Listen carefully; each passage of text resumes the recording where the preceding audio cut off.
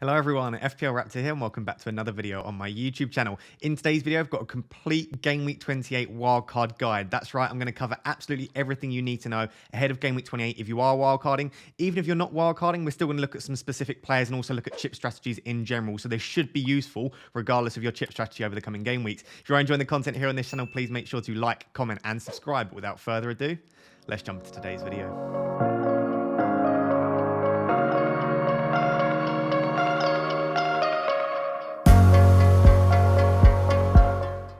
So guys, before we jump into it, I just want to give a massive shout out to Ultimate Champions, who will be the sponsor of today's video. With Ultimate Champions, what you do is you collect your favorite players as NFTs or non-fungible tokens. You build the best possible squad that you can. And when those players do well in real life, as with fantasy football, you earn better rewards. And this can be in the form of packs or potentially financial rewards as well. You can also trade those players on the market. And as you can see on the screen, you can create public leagues and also private leagues as well. So you can compete with your friends and trade cards with your friends as well. The beta isn't quite live, but we are getting very, very close to that stage. It will be coming in the next sort of couple of months, hopefully. If you do want to get on board with this before it's launched, and in doing so, you might be able to get some free packs before the game goes live. You can do two things. Number one, you can follow them on Twitter and basically sign on notifications and stay up to date with all of the different updates that they'll be giving over the coming months. And the second thing you can do, most importantly, is you can join their Discord community. So I'll leave a Discord link below. Discord is basically like a massive group chat, essentially, with different channels. So you can join that. They'll give updates there. And they've also got sort of weekly and monthly competitions as well to earn free packs and different roles before the game officially goes live. This is definitely a project you want to get on sooner rather than later.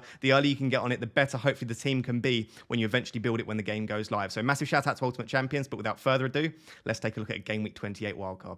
So guys, at risk of making this sound like one of my lectures, I just wanted to tell you what the rough structure would be for this video because it's probably going to be quite a long, comprehensive video. We're going to cover a lot of different things around the wildcard. So for those of you that don't have time to watch the entire thing and you're wondering what the timestamps are below, I'm just going to spend 30 seconds running through what we're going to be doing in today's video. So the first thing we'll discuss is the FA Cup 5th round and how that might affect Game Week 28 and Game Week 30 and why you should definitely wait for the FA Cup results to come in before making any transfers. We're then going to discuss the timeline for the remainder of the season, which blanks and doubles are to come and which weeks should we be looking out for. We're then going to discuss chip strategies if you are wildcarding in 28, because just because you're wildcarding in 28 doesn't mean you need to follow one specific strategy. We're then going to look at two main player comparisons, and these were asked by a lot of people over on Twitter. That is Son versus Kane on the wildcard, and also Ramsey versus Coutinho as well. Is it worth saving with Son and Ramsey, or should we go for the more expensive Kane and Coutinho? We're then also going to take a look at two wildcard drafts. So we're going to take a look at a wildcard draft if you plan to bench boost in 29, which we will discuss in today's video, and then we're going to look at a wildcard draft if you're not bench boosting in 29, and therefore either you've already used your bench boost or you're saving it for later in the season. So those are the main 7 sections we'll be covering. All of those timestamps will be down below. But without further ado, let's jump into looking at the effect of the FA Cup on Game Week 28 or Game Week 30.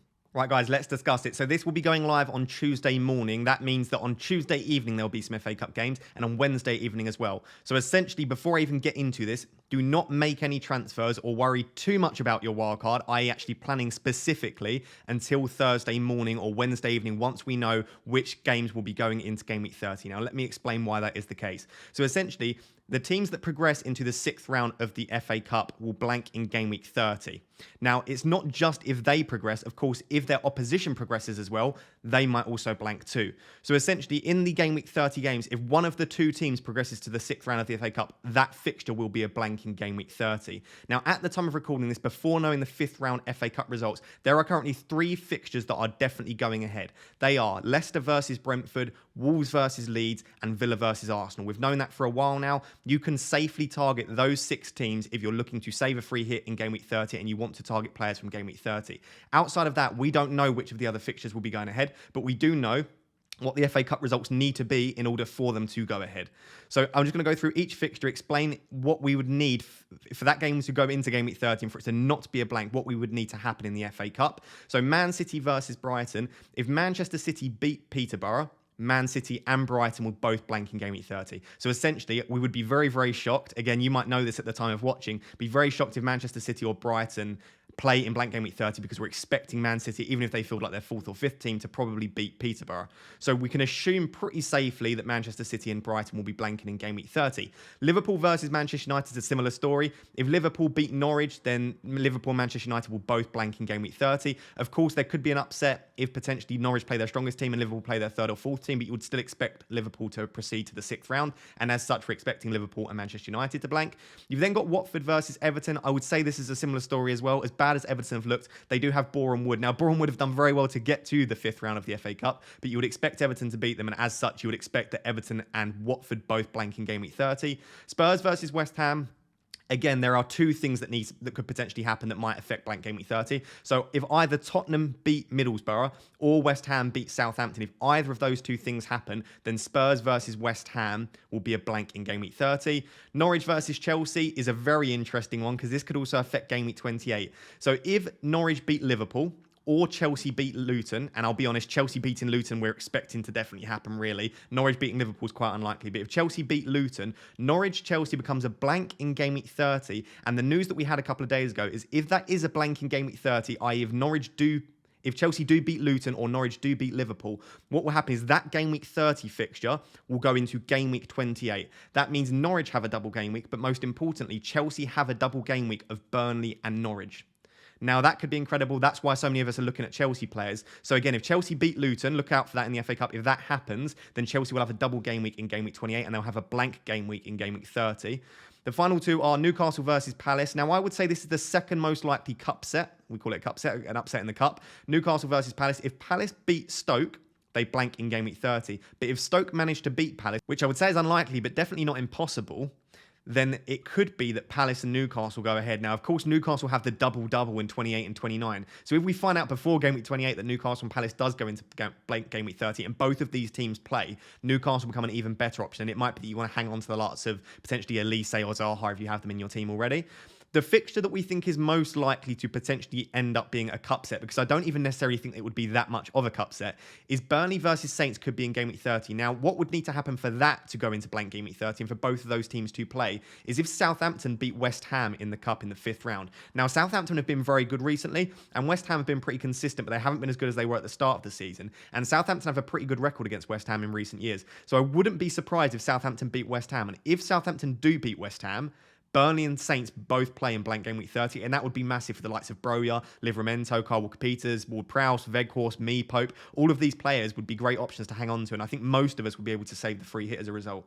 So if you're watching this after the FA Cup, you'll already know all this stuff, but hopefully this will give you a bit of insight as to how these blanks get determined.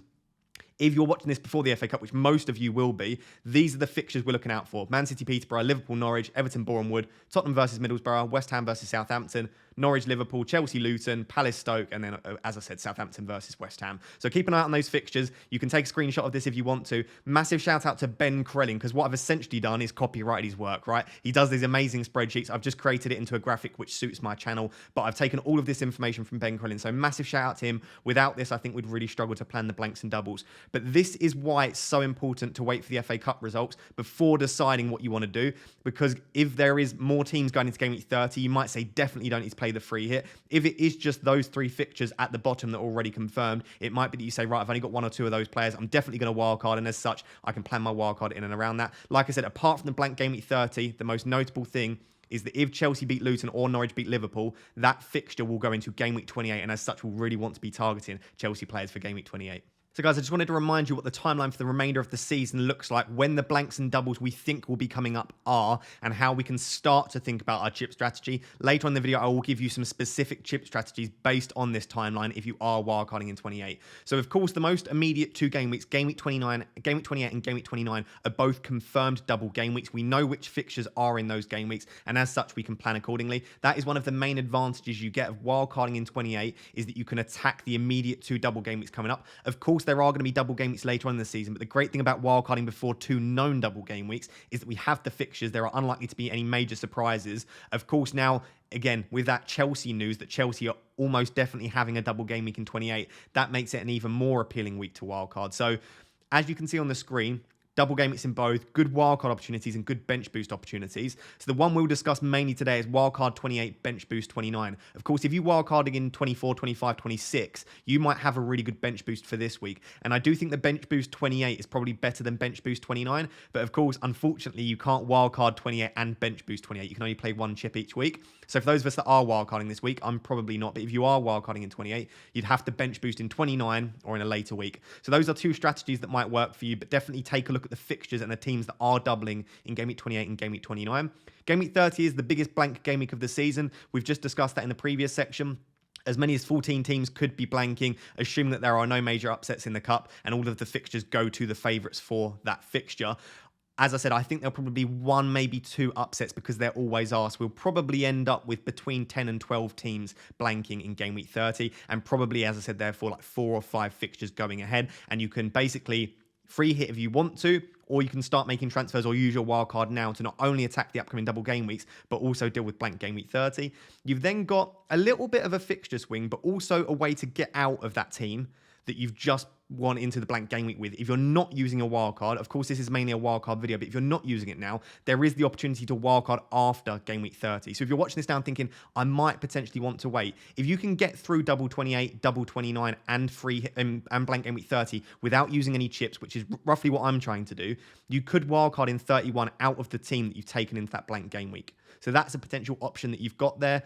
It's completely up to you when you play your wildcard. We'll discuss sort of the pros and cons of a 28 wildcard a little bit later, but that is a good opportunity to wildcard. Outside of that, it might be that you just want to save one of your free hits if you have any free hits for 31, 32, or 33, because at least game week 33 is almost definitely going to be a double. 31 and 32 is unlikely, but you just never know. There might be the odd fixture goes in that you don't have any players from. Like Leicester have got quite a few fixtures to rearrange, so they have a very small opportunity of getting a double in 31 or 32. But definitely 33 looks like there'll be blanks and doubles in that week, so it looks like a good free hit opportunity. After game week 33, I would say game week 34 and 35 is, in my opinion, at the moment, just for me, my favourite time to wildcard. The reason for that is if you basically can get through up to game week 31, 32 with transfers and not using your wildcard, you then probably free hit in game week 30. And what you can do is you can wildcard after that, because in 34, there's a bit of a fixture swing again, similarly to 31. So you can wildcard in 34 and 35 into the biggest double game week of the season, which is likely to be double game week 36. So it's almost like a bench boost into a wildcard.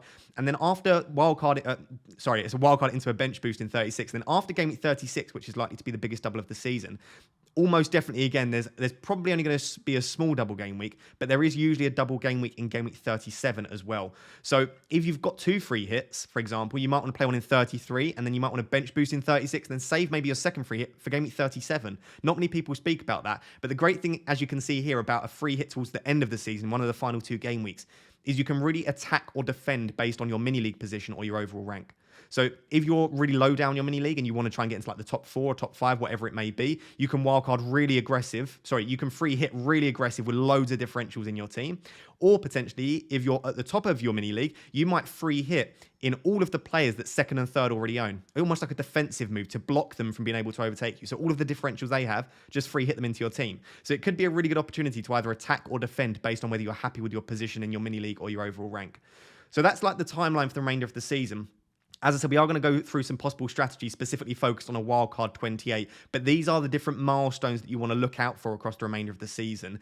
As I said, basically one big blank game week in game week 30, and then there are likely to be a few teams that blank in game week 33 as well, and then the rest of it, there's just going to be lots of doubles. The biggest doubles are likely to be in 36 and 37, but also 33 is likely to have quite a few doublers as well. So let me know down below what your general chip strategy is at this moment. Like I said, we are going to discuss a little bit later some more specific chip strategies. As always, it's very difficult to try and cover every possible strategy based on all of the chips that you have. At this stage, some people might have every chip left, some people might have used one of their free hits, some people might not have the triple captaincy or the bench boost, etc. It's very tricky. So what I've covered here is assuming most of us have used one free hit, and there are about sort of 15-20% that haven't used either of their free hits. So if you are in that boat, I will talk about some different things within this, but for most of us, we've probably used our free hit, and I would say probably about 25 to 33% of you roughly have used maybe one of the other chips such as triple captaincy or bench boost. So just take into account, use this as a general guide, and you can adapt your strategy slightly.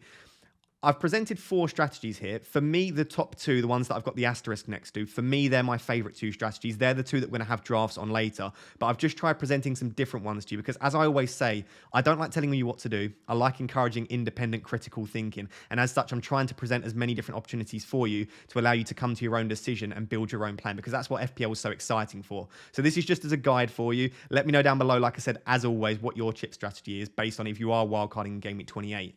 So strategy 1, I would argue is probably, I think this is still my second favorite, but I'll explain why it is almost my favorite strategy if you're wildcarding in 28. So of course, wildcard 28, This strategy involves a bench boost in Game Week 29. Now, as we'll discuss when we get to the draft section, I don't necessarily think Game Week 29 is the best week to bench boost, but there are a couple of reasons I like this. Number one, you can load up on the likes of Arsenal, who double in 29 and also play in Blank Game Week 30. So you can build a decent enough bench boost while also having a team that you can basically field in 30 while saving the free hit. So I think if you wildcard in 28 for a bench boost in 29, you're unlikely to need the free hit in 30, although you can play the free hit in 30 if you want to. So I do like that. And the other reason I like wildcarding straight into a bench boost, the reason I say that is if you wildcard now and bench boost in 8 or 9 game weeks, who knows what could happen in that period of time. You might set up your team with a really nice solid bench, but you might suffer with COVID, your team might suffer with any sort of COVID issues, maybe rotation, injuries in your team. It might be that players are just randomly dropped. And it also might be that the doubles that you think are going to happen, because we can make a bit of a prediction around the Game Week 36 doubles, it might be that they just don't happen in the way you think they will. And as such, I think wildcarding now for a bench boost a lot later in the season is a very risky play. And it might be that to get a solid bench boost in, for example, Game Week 36, it might be that you need to use like 3, 4, 5 transfers just to focus on getting your team into a position to bench boost. So at least if you wildcard in 28, yes, you might get a couple of injuries in 28, but you're likely to at least know what your bench boost should look like roughly in 29. So that's why I like wildcarding into a bench boost straight away.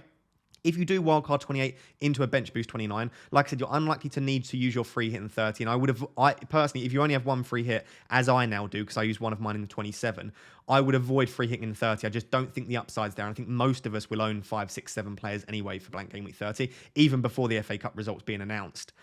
And if you've done that, then if you still have your triple captain, I would argue that maybe you want to use that in Game Week 33 or essentially just one of the smaller doubles. It doesn't really matter which this is, and you don't necessarily need to plan. You just have your team plodding along, and when you see a potential opportunity for a triple captain, you take it. And an opportunity will arise. I don't think with the triple captaincy, unless it's someone like getting Salah in Game Week 26, which was very, very sort of particular, you did it on purpose. I don't think you necessarily need to plan the triple captaincy as much. Just wait. A double will be announced and you'll have a decent player in your team, even if it's waiting for maybe Game Week 37, like I said, or maybe even Game Week 38, just that last chance saloon, maybe triple captain in a differential. I think you don't necessarily need to plan, but Game Week 33 should be a reasonable double, and as such, you can maybe plan it there. And the reason I really like this is I think that Game Week 36, if you're not wildcarding just before it, i.e. even if it's 31 or potentially 34 or 35, I think to really make the most of that big double game week, you could free hit in 36. The reason I like that so much is I think a lot of people will be bench boosting and wildcarding just before. I think a couple of people will save their triple captain as well.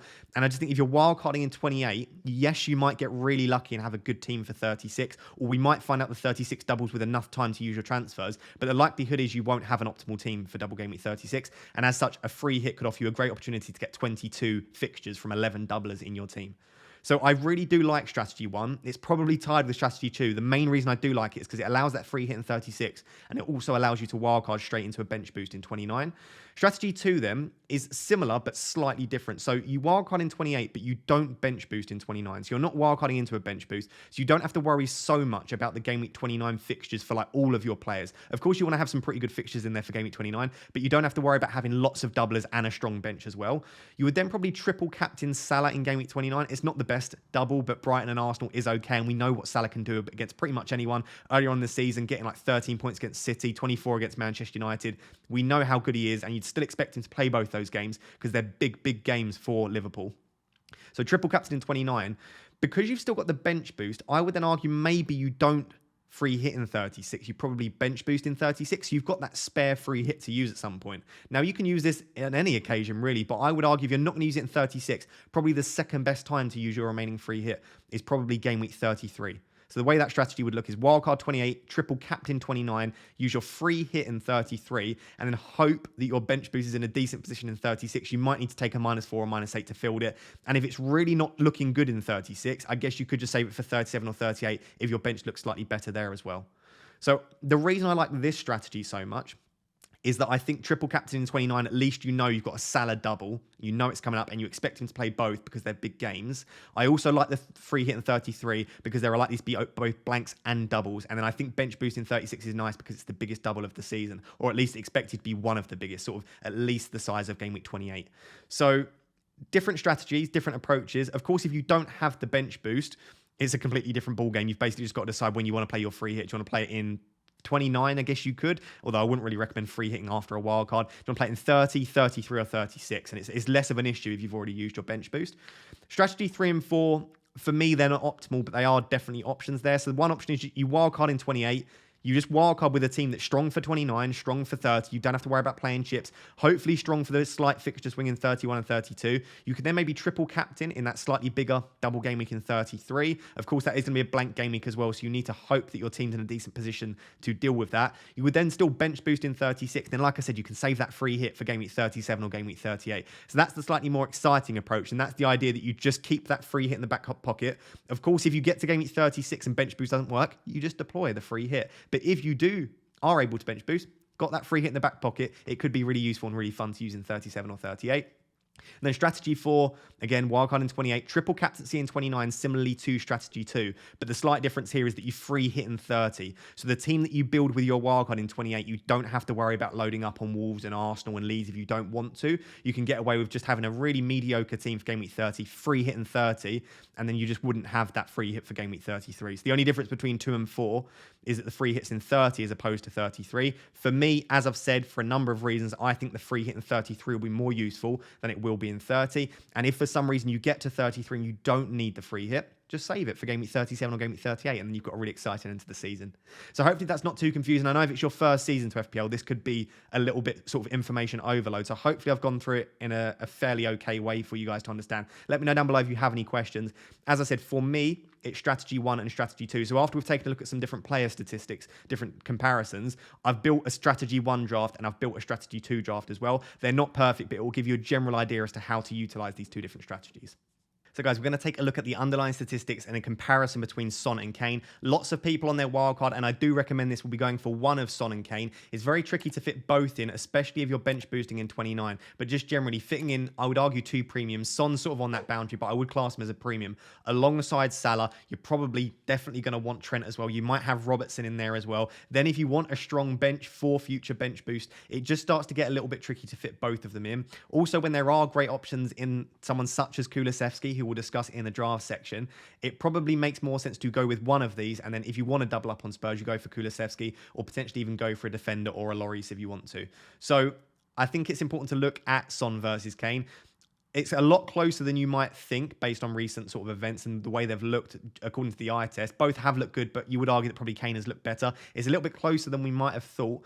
And so as a result, I think you should probably, in my opinion, go for your gut feeling here. The statistics aren't different enough for me to massively recommend one over the other. And the thing with going with your gut feeling is not necessarily more accurate than going with the statistics. In fact, statistics are usually more accurate than your gut feeling. But what your gut feeling allows is if there's a massive point swing, I guarantee you'll feel better if you trusted your gut as opposed to trusting numbers. Because if you think my gut tells me Son, but the numbers are slightly better for Kane, and Son goes absolutely crazy and gets 3 back-to-back double-digit hauls, you are going to resent the data. You're going to resent other people for suggesting him. So for me, trust your gut feeling as much as possible, and I think you'll feel happy with the outcome as a result. But I'm going to go into the underlying statistics here because I'm not just going to say trust your gut and then move on. The first thing to look at is the price and the position. Now, these are 2 different things. So the first thing to note is that Kane is £1.4 million more expensive than Son. That is a lot of money. Even if you've got really great selling value in your team and you've got lots of money to play with, 1.4 million can go a very, very long way. I mean, that is the difference between sort of, a £6 million midfielder or a 7.4 million, or it could be the difference between a really cheap defender and getting someone in like a Thiago Silva potentially, as opposed to like a budget like Brandon Williams. Like, it can go a really long way. So that would immediately make me lean towards Son because obviously he's so much cheaper than Kane. But the thing that would make me lean back towards Harry Kane is the positioning. Now, I think this is arguably just as, if not more important than the price. I could list, and I have, because I was going to create a watch list for this video, but there were just too many players because the pool of players that you can choose from for Game Week 28 wildcard is massive. I would argue that there's probably 15 to 20 midfielders that you might want, and that's just the obvious options. You could probably get as many as 25 midfielders that are all options for Game Week 28 and beyond, depending on your chip strategy, depending on your price points that you're looking at. With strikers, I'd struggle to name more than 5 or 6 strikers that I actually wanted in my team, and we'll discuss that again in the wildcard draft section. So that immediately, for me, makes Harry Kane a great option because I feel like I can get similar value with going for a cheaper player. Yes, they might not quite have the underlying statistics of Son, but there are so many good cheap players that have doubles in 28 or 29. Most of the good cheap players also play in blank game week 30, and then some of them have good fixtures from 31 onwards. Whereas with the strikers, There are very few options to choose from that double, play in 30, and have good underlying statistics. And for me, taking up one of the striker spots with Kane, therefore, just makes a little bit more sense than taking up one of the midfield spots with Son. That's without looking at any of the underlying statistics, just based on their positioning, I would lean towards Kane. But of course, the price saving that you get with Son is absolutely fantastic. If we take a look at the fixtures for obviously both of them, Everton's a great fixture in 28. Of course, you are wildcarding into a double game week. And if you have one or both of these, they've got single game week fixtures. But as we saw in game week 27, with Kane and Son both doing fantastically well against Leeds. Leeds are a slightly easier opposition than Everton, but it does show that single game week players can do very well. Same with like the Southampton defence, just as an example. There are players that you can pick if you went for a Che Adams that can outscore double game week players. So I wouldn't worry too much about wildcarding in Kane and or Son in a single game week, especially as in game week 29, they are one of a few teams that double in game week 29. And I think that might be worth bringing them in for that reason. The double in game week 29 isn't the best. They're both away from home, and I don't think either of those are particularly easy fixtures, but they're not terrible, right? Manchester United are definitely prone to conceding the odd goal, and Brighton, whilst their defensive data is great across the season, it's not been as fantastic in recent weeks as it was at the start and in previous seasons as well. So I could quite easily see Spurs grabbing a goal or two in each of those games, and when they do score or assist, it's usually Son and Kane involved. So I still think they're great options for double game week 29. Of course, it means you get a blank in game week 30. So if you're bringing in both of them, you need to think about the other players you're picking. If you're not going to free hit, which most people aren't, we'll again discuss that in the wildcard draft section. But what I do like is because you're wildcarding now, you obviously don't get to wildcard in 31. So for most of you, you're going to need to think slightly longer term than just game week 28, 29, and 30. A lot of people are really like got tunnel vision just for those 3 game weeks. The great thing about Kane and Son is the 3 fixtures immediately after game week 30 are fine as well. Newcastle, Villa, and Brighton are all okay fixtures. I wouldn't mind it. I've got the rest of their fixtures up here as well. They've then got Brentford in game week 34, Leicester in 35, which isn't great, but it's not terrible. They've then got Liverpool in 36 again, so that Leicester and Liverpool fixtures again aren't perfect, but I wouldn't mind it.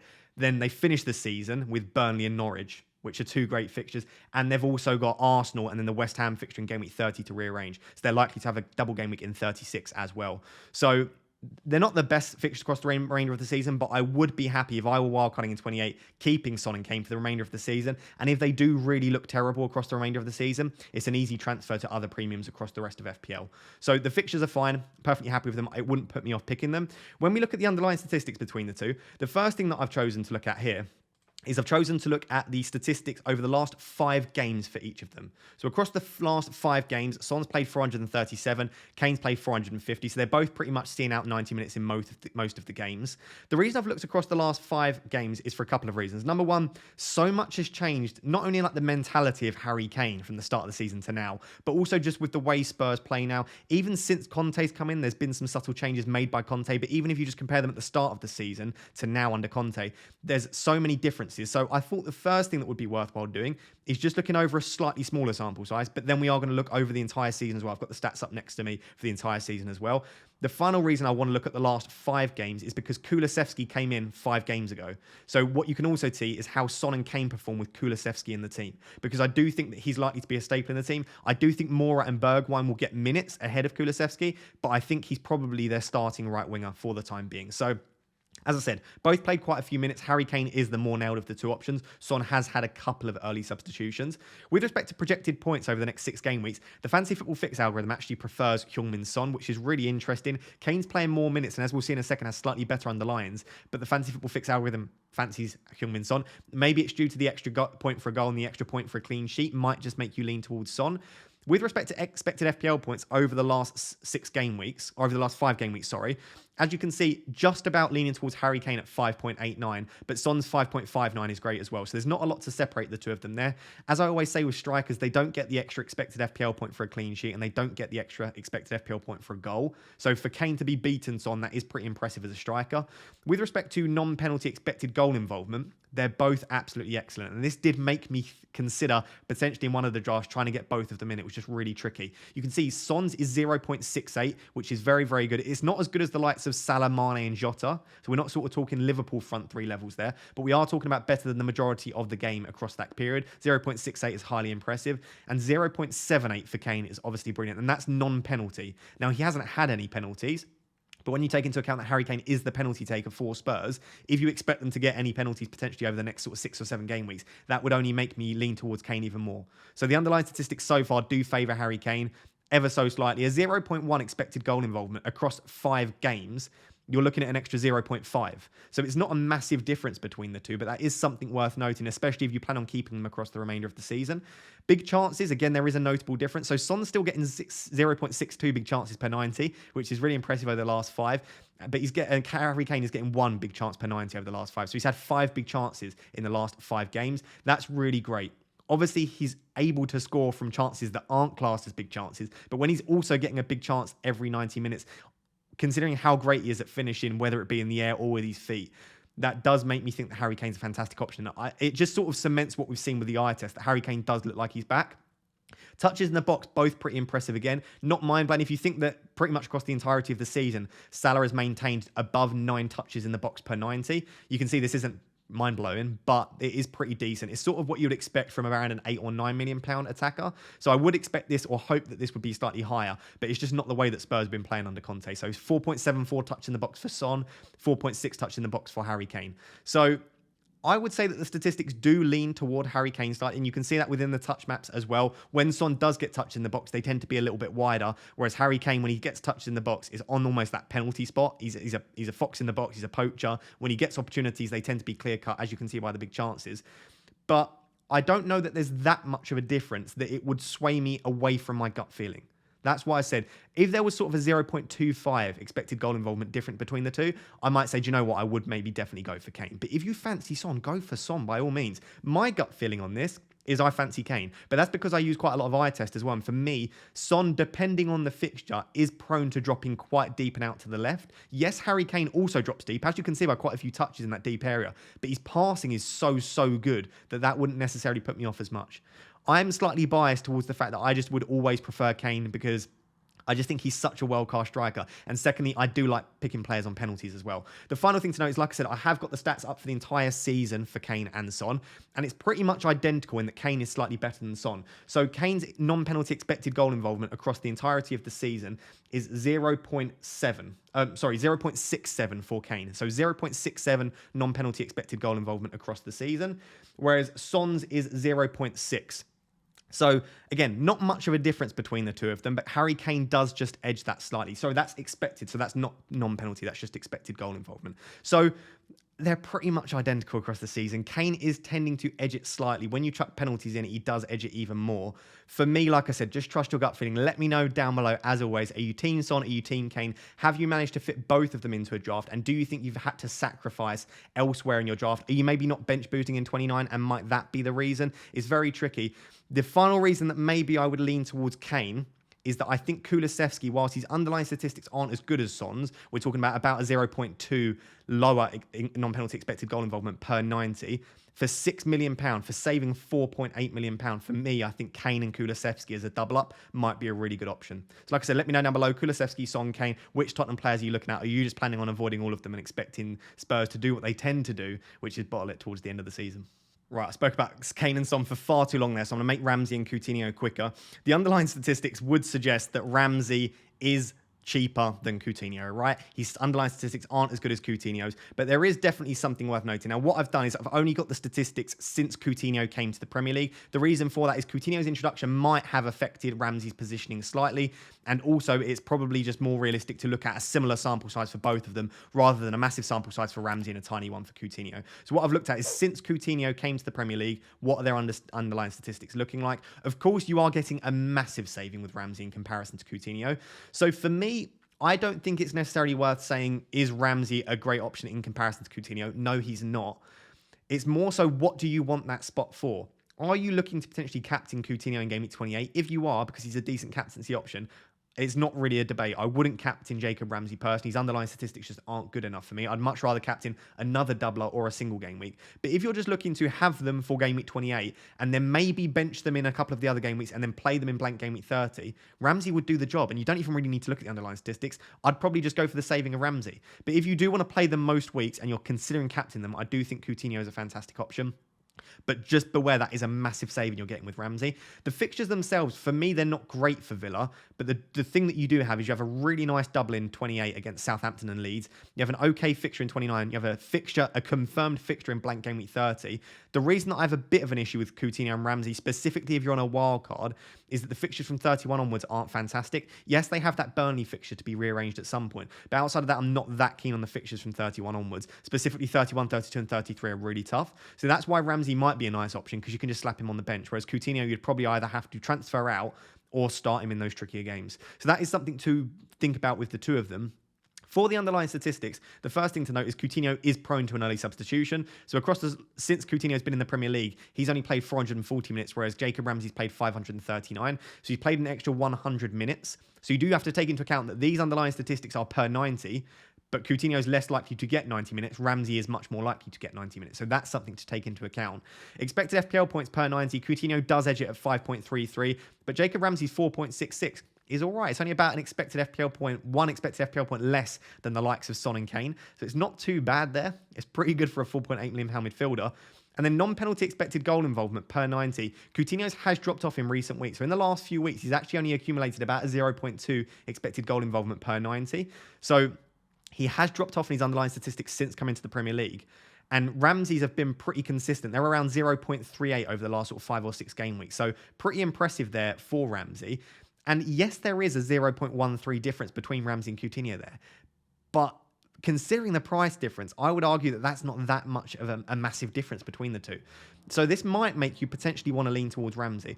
I'll be honest, on a wild card, I just think Coutinho is a really exciting option, and I do think he's a good captaincy option in 28 if you want to go there, if you want to pick a Villa player. So I think I would still go for Coutinho, but if you do need to save, and there's a spot that you're struggling to save, if you want to get the likes of Son and Kane in, downgrading Coutinho to Ramsey isn't the worst idea. Big chances per 90. Ramsey's definitely clear. Ramsey's getting a big chance every sort of 2 games since game week 22, which again is highly impressive. Coutinho's only getting a big chance every 5 games. So Coutinho's not getting a lot of big chances since coming to the Premier League. Ramsey is. And then touches in the box. Again, Coutinho just edges this, but Ramsey's isn't bad at all. So 2.86 for Coutinho, 2.17 for Ramsey. So like I said, I actually just like Coutinho as an option. I just think he's very exciting to pick. He's got such incredible quality that sometimes he's one of those players that I think he has the ability to outperform his statistics. But so has Ramsey in recent weeks. So I do think Ramsey's a good option. For me, they are just like philosophically different players, though. You're not picking Ramsey to start every week. I don't think 0.3 expected goal involvement is good enough for me when there are other players to pick to start every week. But if you just want someone to play in Game Week 28 and play in Game Week 30 and then be a bench option in and around that, you've got to go for Ramsey over Coutinho because the difference between the two doesn't warrant that massive increase in price. So let me know down below again on your wildcard drafts. Are you going for Ramsey or are you going for Coutinho? Since Game Week 22, they're fairly close, but Coutinho is just about edging it on most of the underlying statistics. So guys, as I said, these final 2 sections now are going to be looking at 2 drafts. The first draft is going to be Wildcard 28 with Bench Boost 29 in mind, i.e. Strategy 1 when we looked at the chip strategies. The second draft is going to be a slight difference because it's going to be a Wildcard 28 with no immediate bench boost in mind. So it's still going to have a decent bench. You're still going to have players on the bench, but it's not going to be specifically geared towards a Bench Boost 29. And I do think you need to decide that before deciding on your wildcard. Are you bench boosting in 29? If so, that should affect the players you pick slightly. There will still be some key players in there. If not, then you can maybe take a little bit of money out of the bench and not focus so much on those teams that double in 29. So let me go through it. There'll be some maybe inclusions that you don't necessarily agree with. I've only given this about an hour of tinkering and thought. So for those who are on your wildcard, you're probably spending multiple hours a day. The reason for that is I don't plan on wildcarding in 28. I can't see any reason why I would with my current team. So for me, I'm not going to give it the amount of thought that you would. So by all means, let me know down below if I've missed something or you think you've got a better strategy. Always happy to hear some really creative thoughts down below. So the key thing that you need to think about for this draft is that you want to attack double game week 28, of course, because you're wildcarding into a big double game week. But you might need to sacrifice ever so slightly some of the positions because you also need to keep 29 in mind because you are bench boosting in 29.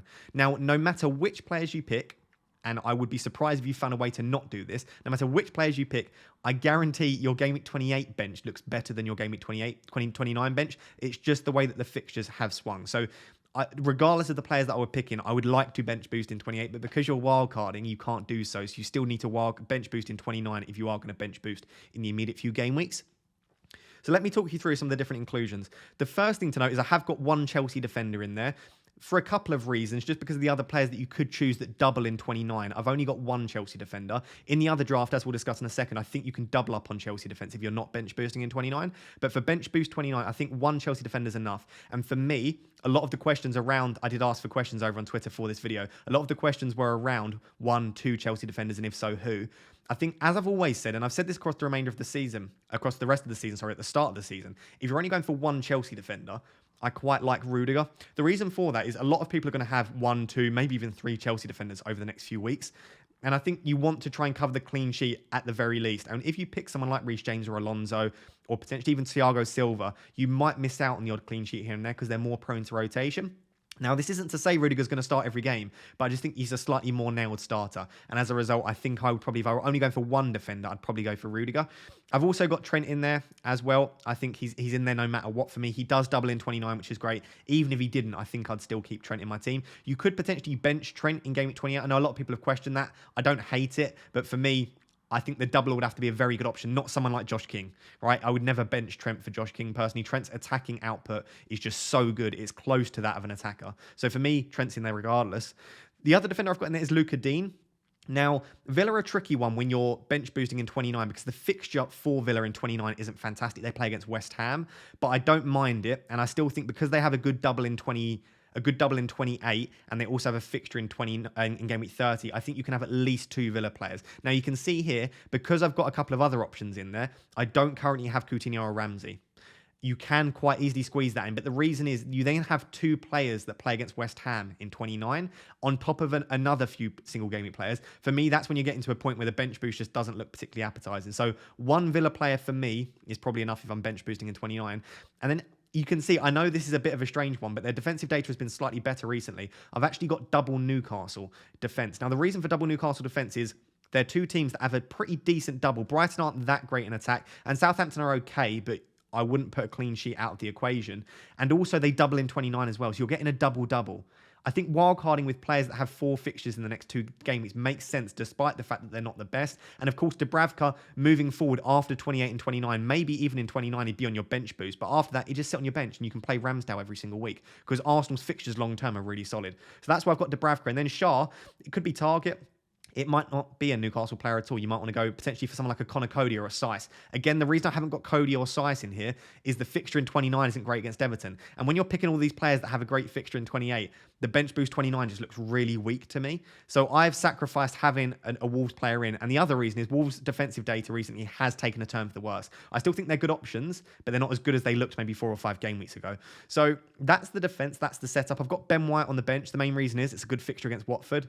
Arsenal playing Game Week 30 and they also double in 29. So I think Ben White on the bench, that could be Tierney. I've got 3.6 million in the bank, which we'll discuss in a second. 3.6 million. So you could potentially go for a Tierney in there if you wanted to, or a Gabriel, but I've just got White there for cheapness. The midfield, I really like. It is obviously missing Coutinho is the main one, but outside of that, it's looking really good. For the doubles, you've got Rafinha and just Rafinha this week for the doubles. But you've got Salah and Son, who are 2 premium players that I wouldn't mind playing in a single game week. And then on the bench, you've got Kulusevski and Saka. So they're really good players to have on the bench. And the great thing about Salah, Son, Kulusevski, and Saka, as we'll discuss in a second, is all 4 of them double in 29, which is great for your bench boost. I think Kulusevski alongside Son's really nice. I think Kulusevski alongside Kane's really nice. You could potentially have Kane up top instead of potentially someone like Adams and then have a cheaper midfielder in there. But I just thought I'd show you a draft with Son because the other draft has Kane in. And then the front 3, I think is really good for this week, and it's pretty good for next week as well, but mainly this week. You've got the double Southampton attack against Villa and Newcastle, which are really nice fixtures. Obviously, you do have a bit of a sort of conflict here, conflict of interest, where you've got double Newcastle defence, you've also got double Southampton attack. I don't like doing that too much, and of course, they play Villa as well. But in a double game week, your players often play against each other, and you can't really help that if you want to go massive on the doubles. And then, as I said, with the Shah and Dubravka picks, with Chris Wood, you get a double-double. Now, you might want to go for St. Maximan if he's fit. You might not want to go for a Newcastle attacker at all. It's just an option in there because you get another doubler in 29. So that's the way the team looks for 28. Assuming Rudiger gets the double, you have Dubravka, Rudiger, Shah, Dean, Rafinha, Adams, Wood, and Broja. So you get 8 doublers in 28, and your 3 single game week players are Trent, Salah, and Son. So I really like it for 28. If we then skip to game week 29, let me put in the doublers just to show you what this would look like for the bench boost. We'd get White in there, probably ahead of Luca Dean. We'd get Kulusevski in there. I would probably say it's in ahead of Broja, and then it might be Son comes in for Rudiger, right? I would say that is, for me, probably an honest bench. Now, I don't like people that put like all of their doublers on the bench and go, this is my bench boost, because it's not probably what their bench would actually look like. I would argue that that's probably my bench. It might be that I want Rudiger on instead of Adams, potentially, but I think I would back the Adams in pretty decent form with good underlying statistics against Watford. So I think that would be my bench. Now, it's not perfect, but what you get is you get Ramsdale, Trent, Shah, White, Salah, Kulusevski, Son, and Wood. So you get 8 doublers again in Game Week 29. Your single Game Week players are Adams, Rafinha, and okay, so Adams and Rafinha, so it must be 9 double Game Week players you get there. And you get Dubravka as a double Game Week player on your bench boost as well. And of course, you have a free transfer at this point. So if you wanted to bring in another doubler on your bench, or someone in for maybe Adams or potentially for Rafinha, I don't think that's a terrible decision either. And then you could end up with either 10 doublers or another doubler on your bench.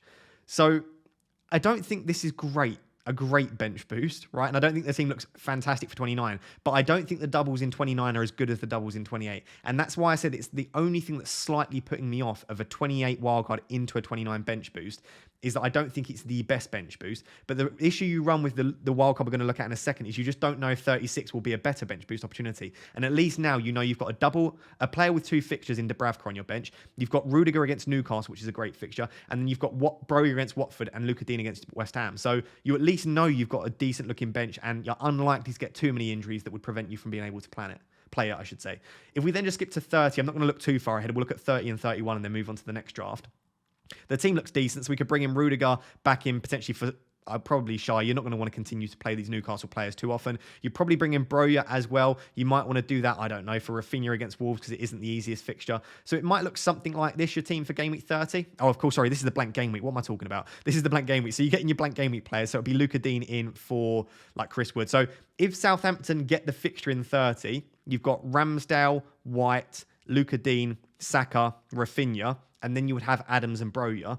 If you don't have the Game Week 30 fixture for Southampton, you have 5, but I like the 5 that you've got, and then you can target with your transfers other players. So at this point, you can either bring in Wolves players, you could potentially bring in an extra Leeds player, maybe if Dan James looks good. If there is another fixture, a random fixture that goes into Game Week 30, that could work as well. You could bring in, at this stage, if you wanted to, Coutinho or Ramsey. It's a bit difficult at this stage to decide. What I would say is if we don't get any extra fixtures, and it is just the 3 fixtures that I spoke about at the start of the video in Game Week 30, you might be a little bit light in Game Week 30 with this draft. And as a result, when we switch back to Game Week 28, I would argue that on your wildcard, you might want to include a Wolves player, just as you might want to include a Cody or a Jimenez or something like that. So in that Chris Wood spot, remember I said you've got 3.6 million in the bank. You could potentially chuck a Jimenez in there. That would then give you at least 6 players for Blank Game Week 30.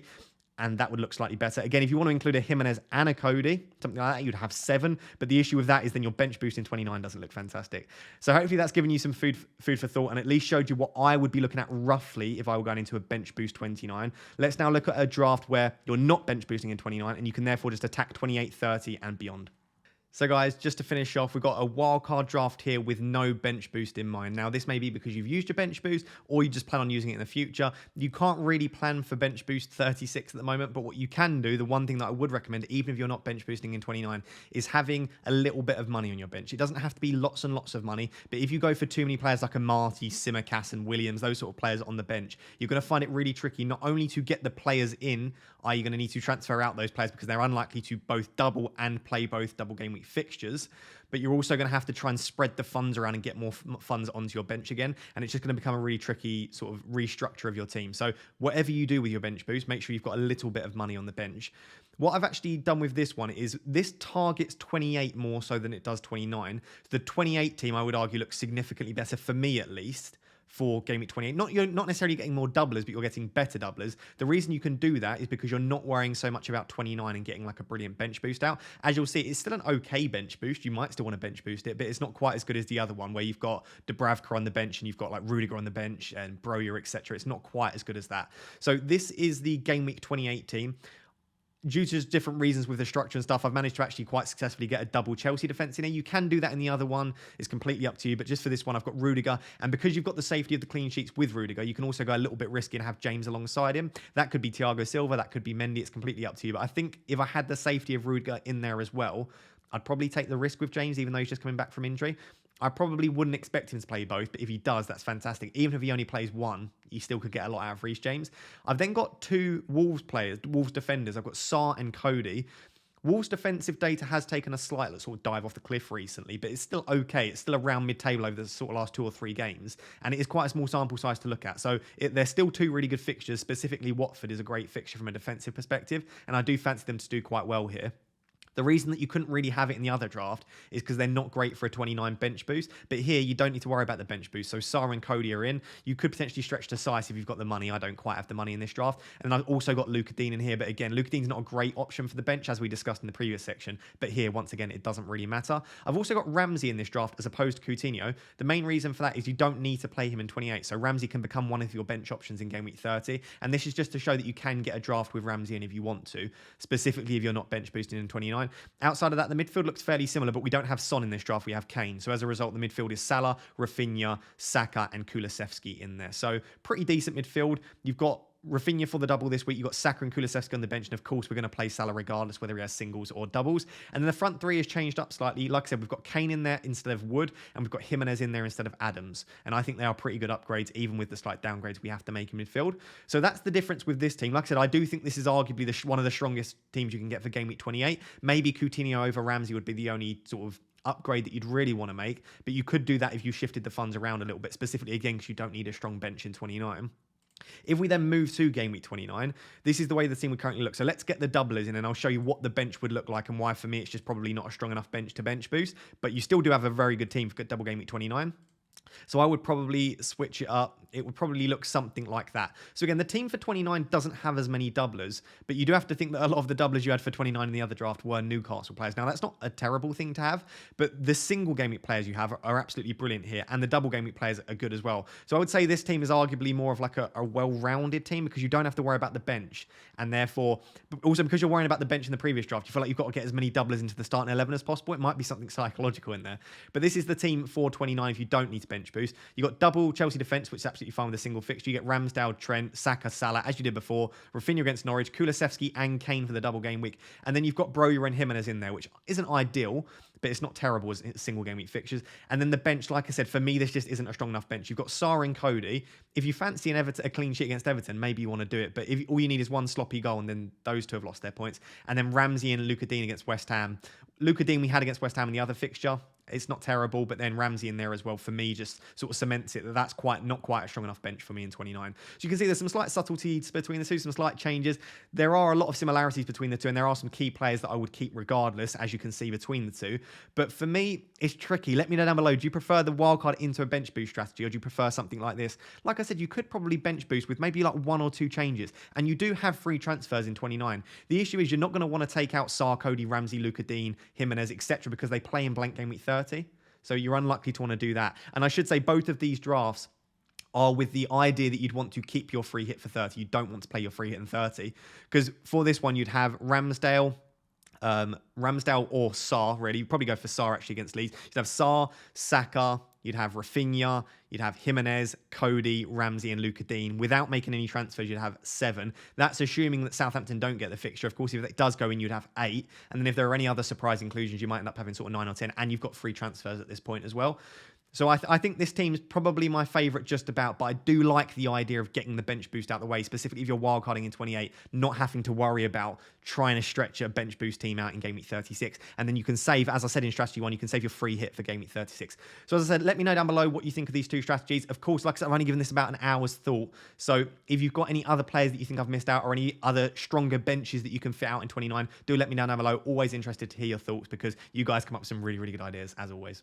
So guys, the final thing I wanted to do today is just give a massive shout out to the Raptor Hall of Fame, the legends that continue to support this YouTube channel. What this is essentially the YouTube membership feature. So all of these lovely, lovely people here have become members of the channel for a small fee each month. It's slightly more for the Rap Tier 1 as opposed to the Rap Tier 2. Pay a small fee each month. Some of that goes towards me to support myself and also to support the channel. And in return, you get some perks. So as a Rap Tier 2 supporter, it's only 99p a month. You get a badge next to your name. You get some custom emojis and you also get member shout outs here. And you get priority reply in comments and and also in live stream because it's much easier to see your name when all of the chat's flowing. Raptor 1 members get a private Discord channel where we all discuss their teams. They get personalized feedback on their team as well. So if you ever want to send me your team or send your team to our other Raptor 1 members as well, you can do so. They also get a Raptor 1 mini league where it's all of us are in a mini league and we also all check each other's team and compete. And it's just a really good community, the Raptor 1 guys. We talk all day, every day about all sorts of different stuff. And like I said, it's just a really, really nice atmosphere. So if you want to support the channel in one way, Raptor 1 or Raptor 2, feel free to do so. The content will forever be free, so you don't need to panic about that. But if you want to go just a little bit above and beyond, or you just want to get those perks, maybe you don't care about supporting me, but you want to get some perks in return, you can do so by clicking the join button next to the subscribe button, or clicking the link in the description which says if you want to become a member, click here. But mainly, I just want to give a massive shout out to those of you that are watching. If you remember, you already know how much I appreciate you, but I just wanted to say thank you. I appreciate the support and I appreciate you continuing to support the channel.